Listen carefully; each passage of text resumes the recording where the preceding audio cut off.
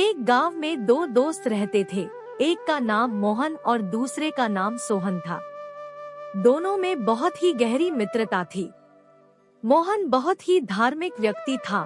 वह हमेशा भगवान की भक्ति में लीन रहता था, जबकि सोहन बहुत ज्यादा मेहनती था। एक बार दोनों ने 1 बीघा जमीन लेकर उसमें फसल उगाने के बारे में सोचा, जिसके बाद वह एक अच्छा सा घर बनाना चाहते थे। इसके बाद दोनों दोस्तों ने खेत खरीद लिया। सोहन दिन रात खेत में मेहनत करता और मोहन मंदिर में बैठकर फसल अच्छी होने के लिए भगवान से प्रार्थना किया करता। इसी तरह से समय बीतता गया और कुछ दिन बाद फसल पक गई। फसल पकने के बाद उसकी कटाई करके उसे बाजार में जाकर बेच दिया। इसके बाद उन्हें अच्छा पैसा मिला। इस पर सोहन ने कहा कि इसमें से मेरा ज्यादा हिस्सा है, क्योंकि मैंने दिन रात एक करके खेत को खाद पानी देकर फसल उगाई है।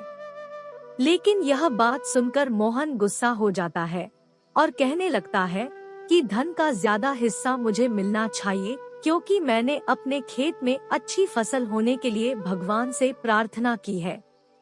और जब तक भगवान की मर्जी ना हो तब तक कोई भी कुछ नहीं कर सकता है।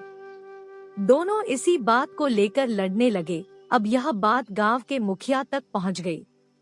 गांव के मुखिया ने सारी बात सुनने के बाद एक फैसला किया।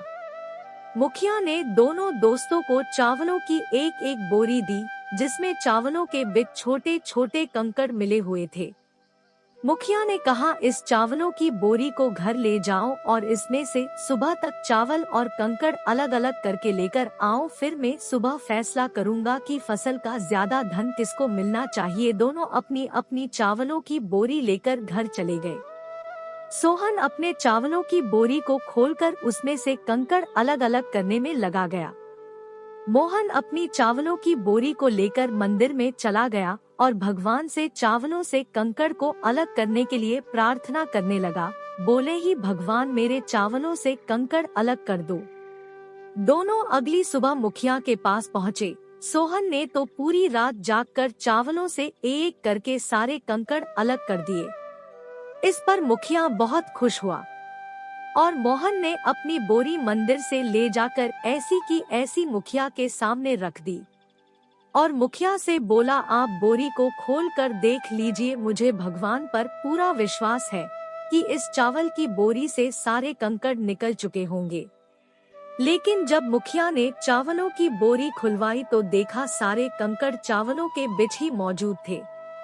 मुखिया ने मोहन को समझाते हुए कहा कि भगवान भी हमारी मदद जब ही करते जब हम अपनी तरफ से मेहनत करते हैं। यह बात समझाते हुए मुखिया ने फसल का ज्यादा धन सोहन को दे दिया। इसके बाद से मोहन भी सोहन के साथ खेत में मन लगाकर मेहनत करने लगा। इस बार इनके खेत में और भी ज्यादा अच्छी फसल हुई।